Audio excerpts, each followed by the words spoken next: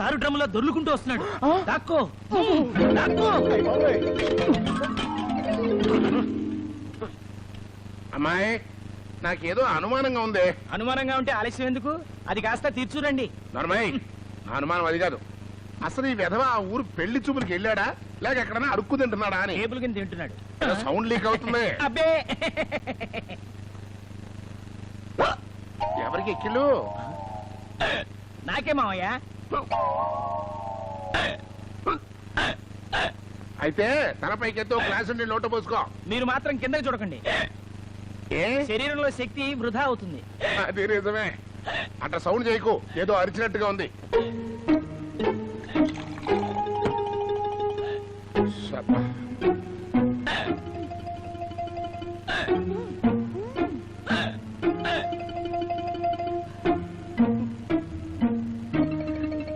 మావయ్య ఇక్కడ బాగా ఉక్కపోస్తోంది, కానీ ఖర్చు లేకుండా బయట ఫ్రీగా గాలి తిరుగుతుంది. బయటికి వెళ్దాం పదండి. నువ్వు ఉండవయ్యా, పిల్లని చూసిరారా అని పంపిస్తే అసలు వీడి ఏమైనట్టు?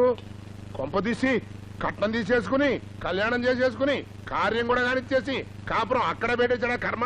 అదేం జరిగి ఉండదు. గుడ్డలు లేకుండా గడ్డాలు పెంచుకుని తిరుగుతూ ఉండొచ్చు. ఎందుకంటే ఊహించావు? ఉత్తినే, ఏం ఖర్చు లేదు కదా అందుకని. ఏమిటోనే అమ్మాయి, ఒక్కసారి ఫోన్ కొట్టి మాట్లాడితేనే గానీ నాకు మనశ్శాంతి ఉండేట్టుగా లేదు. ఇంట్లోంచి ఆ ఊరికి ఫోన్ చేస్తే ఎంత ఖర్చు అవుతుందో తెలుసా? 252 రూపాయలు అవుతున్నాయా? నేనేమంతా ఎర్రోని కాదు, మన ఫోనే వాడటానికి. రా చెప్తా. రేయ్, ఆ సంచి పట్టుకో.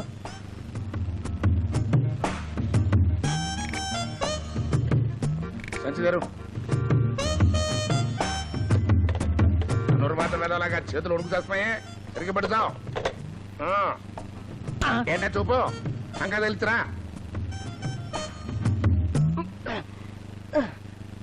నాన్న వాళ్ళకి కానీ ఫోన్ చేశాననుకో మొత్తం కప్పు అయిపోద్ది. ఇప్పుడు వస్తా.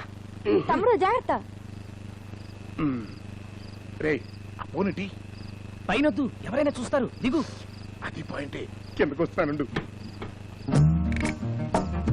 జాగ్రత్త.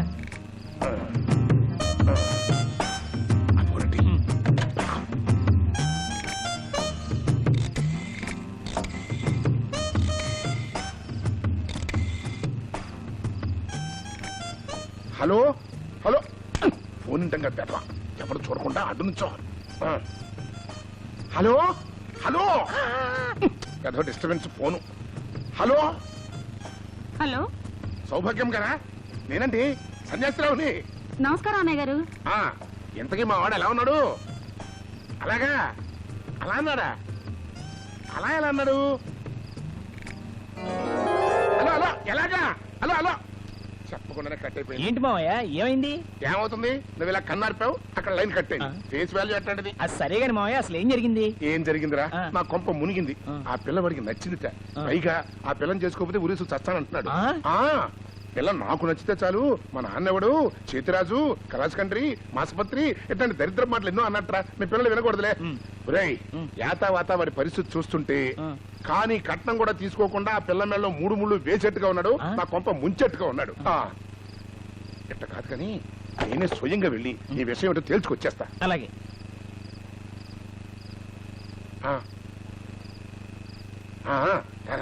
వస్తున్నా. నాన్న పొద్దున అక్కడ చేరేసరికి అక్కడున్న అరుగు గాని ఎలాగని తప్పించాలి. అర్జెంట్ గా మనం ఫోన్ చేయాలి. పద పద. అవును, బొంబాయి ఢిల్లీకి ఎంత దూరం ఉంటుంది? 2 కిలోమీటర్లు అంతే.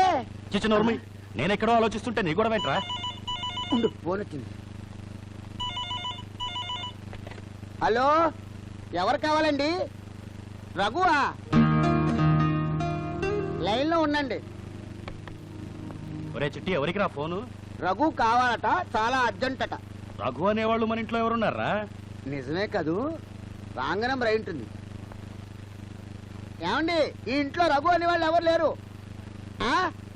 రఘు అంటే మోహన, ఆ మాట ముందే చెప్పచ్చుగా. అయితే లైన్లో ఉండండి. రఘు అంటే మోహన్ అట, అంటే మన పెళ్లి కొడుకు. మోహన్ గారు, మోహన్ గారు ఫోను. రఘు అంటే రఘు, మోహన్ అంటే మోహన్, అంతేగాని రఘు అంటే మోహన్ ఎలా అవుతాడు?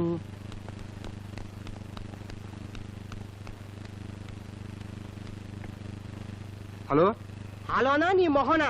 నేను మోహన్ని. ఏమయ్యా, నీకైనా బుద్ధుందా? చూసి రావా మగడా అంటే అక్కడ సెటిల్ అయిపోతా. అసలు గతే వాళ్ళ ఇక్కడ మా బావ పరిస్థితి పరమ బేవర్స్ గా తయారైంది.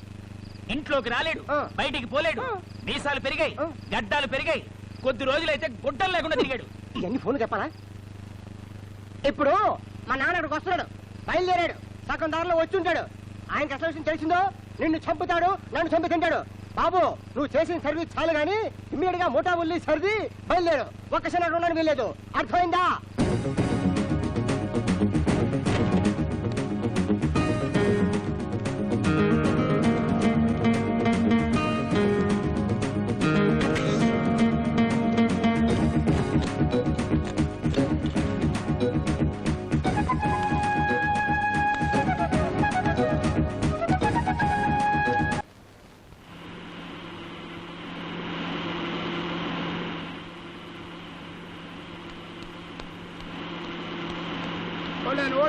హోల్డ్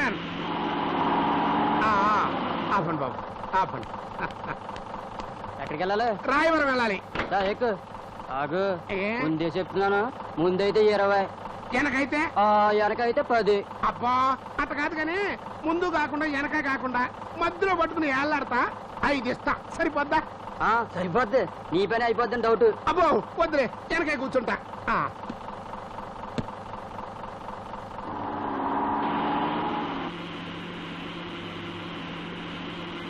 అర్రే ఊరు వచ్చేస్తుంది.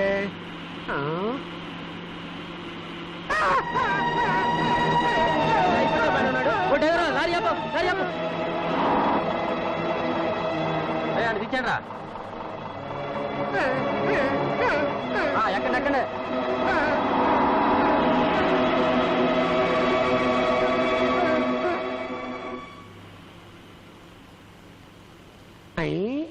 నా దగ్గరే 10 రూపాయలు కొట్టేద్దాం అనుకున్నావా? నాతో పెట్టుకోకరే, ఛాన్స్ దొరికిందంటే ఈ దేశానికి వచ్చిన స్వతంత్రం కూడా కొట్టేస్తా.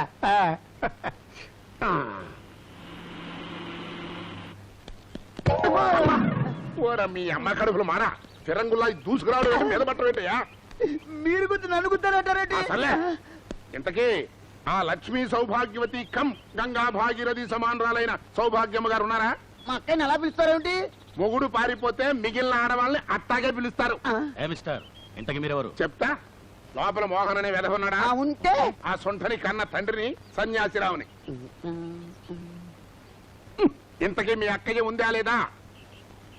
ఆవిడ వాళ్ళ పినమావ గారిని 10 మంది పొడి చంపేస్తే శవాన్ని గుర్తుపట్టడానికి పోలీసులు వచ్చి తీసుకెళ్లారు. శివ శివ, ఈ మధ్యన చావులు ఎక్కువైపోతున్నాయ్యా. సర్లే, ఆవిడ గారు లేకపోతే మాత్రమే లోపల మా మోహన్ గారు ఉన్నాడు కదా, స్నానం వచ్చేసి వెళ్తా. ఇంట్లో ఎవరు లేరండి, మీ అబ్బాయి నేను రాత్రి బయలుదేరి వెళ్ళిపోయాడు. మీరు వస్తే చెప్పి పంపించమని మా అక్కయ్య మాకు చెప్పింది. తమరు ఆవిడ గారు ఎనదర బ్రదరా? చాలా సంతోషం. ఏం పని అండి ఇది? నన్ను రమ్మని ఆవిడ గారు వెళ్తుందా? అరే ఎంత అర్జెంట్ పని ఉంటే మాత్రం ఏదైనా ఏర్పాటు చేసి వెళ్ళాలి కదా. అసలు నేనంటే ఎవరనుకుంటారు? నేను ఆవిడ గారికి కాబోయే బియ్యంకుణ్ణి. ఆహా, ఆదిలోనే హింసపాదని. ఎట్లాంటి ప్రవర్తన నాకు నచ్చదండి. ఈ సంబంధం నాకు ససేమిరా ఇష్టం లేదని నేను గాని మా అబ్బాయి గాని ఇక మా జన్మలో ఈ గుమ్మం తొక్కవన్నామని నేను చెప్పానని మీరు మీ అక్కగారికి చెప్పండి. నమస్తే. నమస్తే. ఎవరు ఆయన? ఏం కావాలంట? అదే అక్కయ్య, చందాల కోసం వస్తేను. అదే ఎవరో నీ పేరు చెప్పి పంపించారు. వాళ్ళ ఊర్లో గుడి కడుతున్నట్ట, చందాలు కావాలట. తర్వాత నేను చెప్పి పంపించేశాం. అలాగా? సరే గాని ఇప్పుడు సన్యాసరావు గారు వస్తారు, చూస్తూ ఉండండి. ఆయనతో పిచ్చి పిచ్చిగా వాగారో చంపేస్తాను, జాగ్రత్త. ఆ మాత్రం మనకి తెలీదా? పెద్దల్ని గౌరవించవలను. ఎప్పటికి ఇన్ని సంబంధాలు చూశాను కానండి, ఎట్లాంటి దిక్కుమాలిన సన్నాసి ఏ బ్రాసి ఫేస్ చూడలేదు. సారీ, మిమ్మల్ని కాదులేండి. అది సరే కానీ బాబు, బస్సు ఎప్పుడు వస్తే? బస్ అండి, ఆ భగవంతుడికి కూడా తెలియదు. మరైతే మనకేం తెలుస్తుంది? ఆయన నాకు ఆర్టీసీ వచ్చిరాదులే, నా ట్రాన్స్పోర్టే వేరు. ఏంటో సీక్రెట్. మాది సీక్రెటే. సరే, నేను ఉండిపోతాను. నువ్వు నవ్వుతూ సాగనంపేదాకా నేను వెళ్ళను, సరేనా? అమ్మాయి,